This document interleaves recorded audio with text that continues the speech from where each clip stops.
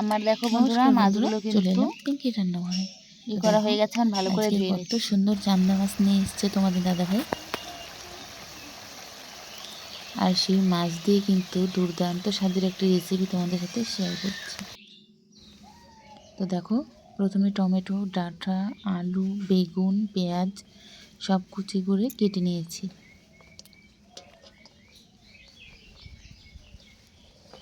একই সাইজের সব সবজিগুলো কেটে নিতে হবে।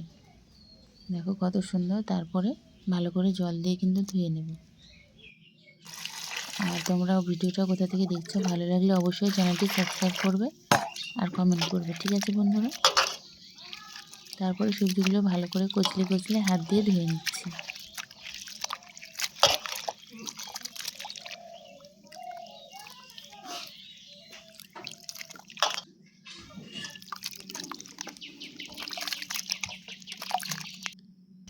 আর দেওয়ার সময় দেখো সব সবজি একসাথে মিশিয়ে দিয়েছি। আর এদিকে মাছগুলো হলুদ লবণ দিয়ে মাখিয়ে নিচ্ছি ভাজার জন্য। কড়াইতে তেল দিয়ে মাছগুলো দিয়ে দিলাম। তারপর সেই তেলে কালো জিরে ফোড়ন দিলাম। তারপর সবজিগুলো কিন্তু আমি ঢেলে দিলাম। তারপর কিন্তু নাড়াচাড়া করবো।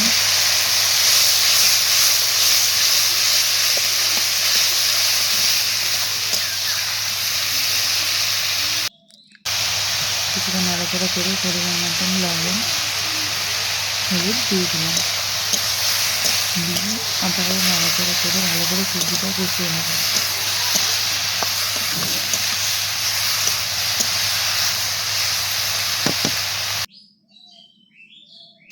দেখো আমার সবজিটা কষানো হয়ে এসছে প্রায়। তারপর কিন্তু আমি 2-3টে মতন কাঁচা লঙ্কা চিড়ে দিয়ে দিলাম।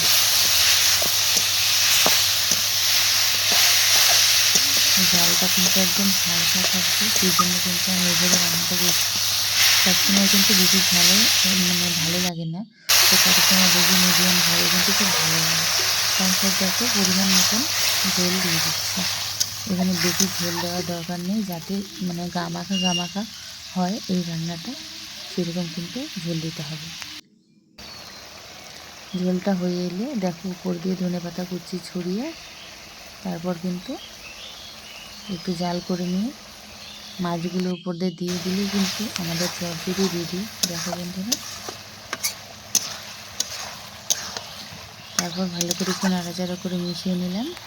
তারপর খানিকটা কালো জিরে পাটায় বেটে নিলাম, বেটে দেখো মিশিয়ে দিলাম। তো আমাদের চচ্চড়ি কিন্তু রেডি হয়ে গেল।